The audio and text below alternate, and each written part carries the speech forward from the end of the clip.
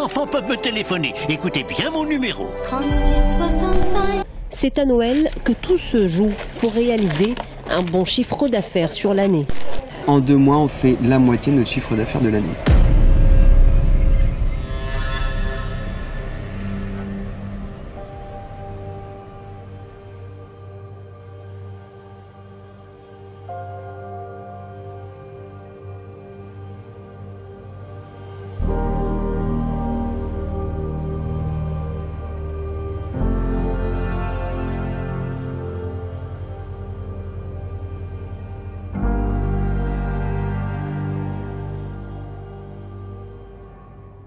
Depuis des siècles, des forces œuvrent pour détourner l'humanité du sens véritable de l'hiver et de la célébration du solstice d'hiver, qui a ensuite été appelé Noël. L'hiver, autrefois période de retraite et d'introspection, est devenu, au sein de notre époque, une saison de distraction et de bruit, où les festivités de Noël sont réduites à un cycle infernal de consommation à outrance, où l'homme s'enferme dans les plaisirs et les illusions du monde matériel.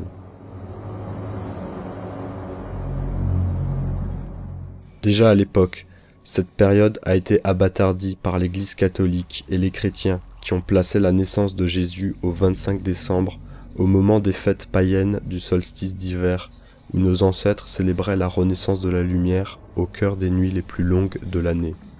Alors que l'homme subissait le froid, la faim et tout type de privation, même dans les temps les plus sombres, il savait que la lumière finit toujours par revenir. Cette fête incarnait la preuve que malgré la mort de la nature, l'être humain continuait à vivre et à se développer malgré l'obscurité hivernale. Aujourd'hui, Noël est devenu une fête de l'abondance dégénérée, un symbole du capitalisme où la surconsommation est glorifiée, la période de l'hiver qui doit être un temps de calme, de sobriété et de réflexion intérieure est maintenant dominée par la surabondance matérielle, le gavage de nourriture et le récit mensonger d'un Père Noël inventé de toutes pièces. Enfermé dans des villes artificielles, l'homme du XXIe siècle est complètement déconnecté de ces cycles. Rudolf Steiner disait « À la fin du mois d'octobre, nos ancêtres sentaient avec une vivacité intérieure particulière comment la nature change précisément vers l'automne. Ils sentaient comment la vie animale et végétale se retire, comment certains animaux se préparent à chercher un abri pour l'hiver, comment les feuilles des plantes atteignent leur couleur automnale, comment toute la nature se flétrit puis meurt. Certes, le printemps est beau, et sentir sa beauté, la vie qui croît et s'épanouit est une belle prérogative de l'âme humaine, mais il faut aussi pouvoir sentir lorsque les feuilles se fanent, comment elles prennent leur couleur automnale, pouvoir sentir lorsque les animaux se terrent, comment avec le jaunissement des feuilles il y a un déclin de la vie naissante et croissante, et que tout jaunit pour que l'esprit puisse vivre, pouvoir sentir comment dans les feuilles qui tombent il y a la montée de l'esprit, comment l'esprit est le contre-mouvement du fléchissement de la sphère des sens, tel est le sentiment qui doit animer l'esprit humain à l'automne. Alors que la nature se prépare à l'hiver, que la sève des arbres se replie en son centre, et que les animaux hibernent dans un processus d'intériorisation, l'être humain doit aussi préparer son esprit à entrer dans une phase intérieure.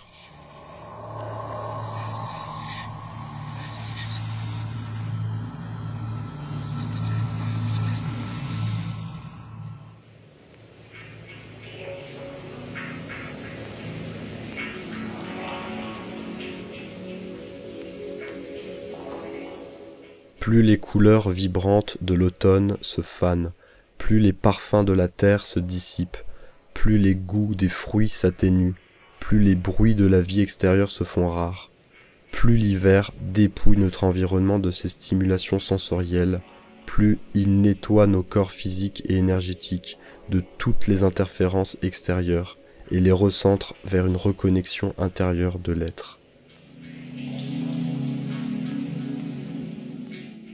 Quand les activités ralentissent, quand la nature s'endort, le bruit de l'extérieur cède la place au silence intérieur. L'être humain se trouve confronté à lui-même, à ce qui réside au fond de son être. Cette phrase est d'une importance capitale. L'hiver, par sa nature, nous pousse à observer ce qui reste une fois que tout ce qui nous entoure se retire. À ce moment précis, une question émerge. Qu'avons-nous en nous lorsque tout ce qui est autour de nous disparaît? Nous sommes alors dépouillés de nos repères habituels, des sensations tangibles, des plaisirs immédiats. Cette question existentielle est au cœur de l'esprit de Noël. L'âme humaine ne doit pas seulement apprécier la beauté et la vitalité du printemps, mais aussi être capable de ressentir la mort de l'automne. L'automne, puis l'hiver est un moment où la vie visible et matérielle se retire, les plantes se fanent, les feuilles jaunissent, les animaux cherchent un abri pour l'hiver.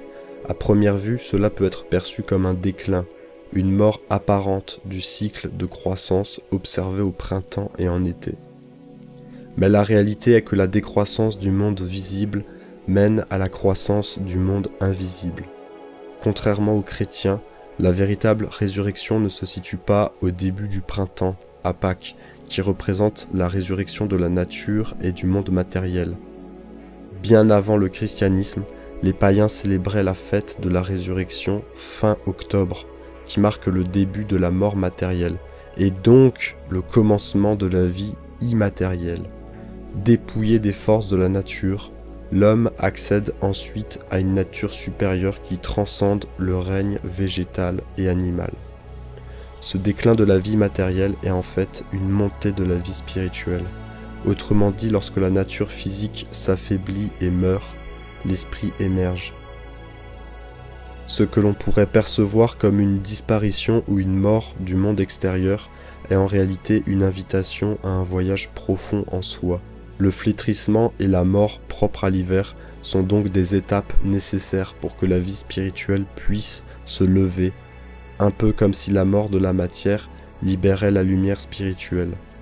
Ces cycles saisonniers ne sont pas seulement des phénomènes extérieurs, mais sont aussi des reflets de processus intérieurs de l'âme humaine. L'hiver est donc bien plus qu'une saison de froid et d'inaction, il représente un cycle de méditation naturelle. C'est le moment où l'individu doit se retirer du tumulte du monde matériel pour se concentrer sur un monde intérieur. Comme dans la méditation, il s'agit durant l'hiver de délaisser les perceptions sensorielles et de s'extraire des mouvements externes pour plonger dans une contemplation plus profonde de soi. L'hiver doit être vécu comme un moment de retraite, un moment où l'on peut prendre conscience de ce qui nous habite en dehors de nos interactions avec le monde, donc à l'intérieur de soi. Il incarne un processus similaire à celui de la méditation, en écartant les distractions et l'agitation. Ainsi, vivre l'hiver comme une méditation à part entière, c'est comprendre que lorsque le monde extérieur se retire, l'esprit, lui, peut s'élever et s'épanouir. Dans ce calme hivernal, dans ce silence, il devient possible de rencontrer ce qui est réellement essentiel. L'absence du monde matériel ne signifie pas un manque, mais plutôt une opportunité de se retrouver soi-même. Pour redonner à l'hiver et à Noël leur dimension initiatique, il nous faut inverser cette tendance à la surconsommation et à l'excès. Il ne s'agit pas de renoncer à la fête, mais de la réorienter vers son véritable sens. Tout comme la nature se dépouille de ses oripeaux pour survivre à l'hiver, l'être humain doit aussi apprendre à se dépouiller de ses attachements matériels pour se reconnecter à sa véritable essence. L'hiver est un moment où la lumière intérieure doit prendre le relais de la lumière extérieure. Pour ce faire, différentes pratiques sont à mettre en place pour vivre le sens véritable de l'hiver et de la fête de Noël. Jeûner est un bon exercice pour nettoyer et purifier le corps et l'esprit. L'homme doit affiner son organisme pour percevoir des réalités spirituelles supérieures. Ainsi, le jeûne de quelques jours à plus d'une semaine jusqu'au 25 décembre affaiblit la densité des désirs physiques, nourriture, sucre, addiction et hyperactivité et permet de libérer la conscience de processus très énergivores sur le plan physique et mental en le libérant de la digestion qui est très lourde pour l'organisme et la concentration. Cette période de jeûne doit être accompagné avant, pendant et après de pratiques méditatives. La méditation est un exercice central dans le développement spirituel. Elle permet d'élever la conscience au-delà des perceptions sensorielles habituelles pour accéder à des niveaux de conscience plus subtils.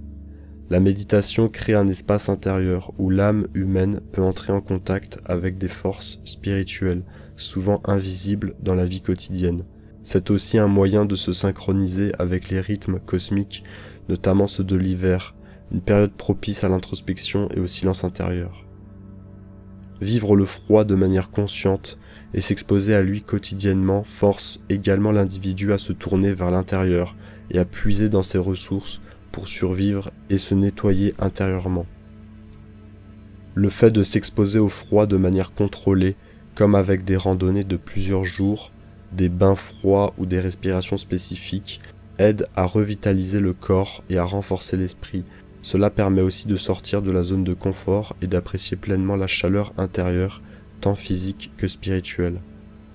Steiner voyait dans le froid un moyen de purifier l'âme. L'exposition au froid permet de renforcer le corps éthérique, la force vitale, de purifier le corps astral, c'est-à-dire émotionnel, et de renforcer sa volonté. C'est une confrontation avec les forces de la nature qui pousse l'âme à développer une force intérieure plus grande. Le froid force également une réduction sensorielle, les couleurs disparaissent, les sons s'amenuisent, l'activité physique diminue et cela pousse l'homme à se détacher du monde matériel pour se tourner vers un mode de vie ascétique qui prépare l'individu à percevoir les forces cosmiques du solstice d'hiver. L'ensemble de ces pratiques doivent, si possible, être réalisées à plusieurs, entre amis, en couple ou en famille. L'hiver est un moment de cohésion où l'on se resserre les uns les autres pour survivre en groupe. Cette période est donc une excellente opportunité pour sensibiliser ses proches à ces pratiques. Ainsi, c'est en s'extirpant du bruit et en se détachant des plaisirs superficiels que l'homme pourra à nouveau entendre cet appel spirituel profond qui se fait si puissant dans le silence hivernal. L'hiver doit être vu comme un cycle de transformation. Certes, c'est une tradition, une culture, mais avant tout un cycle naturel et factuel, une réalité à vivre. À l'image de la nature qui se retire, l'homme doit lui aussi prendre le temps de se recentrer et de rechercher la vérité spirituelle enfouie en lui. Les forces qui œuvrent à détourner cette saison de son sens véritable ne pourront avoir d'emprise que sur ceux qui refusent de voir au-delà des apparences matérielles. Il est nécessaire de réorienter cette période vers la sobriété, l'introspection et l'élévation de l'âme. En redonnant à l'hiver et à Noël leur dimension sacrée, l'homme peut résister à l'influence de ces entités qui cherchent à l'asservir au monde matériel. En se reconnectant au cycle de la nature et en cultivant sa lumière intérieure, il peut traverser cette période non pas comme un moment de surconsommation, mais comme un voyage initiatique vers une renaissance spirituelle.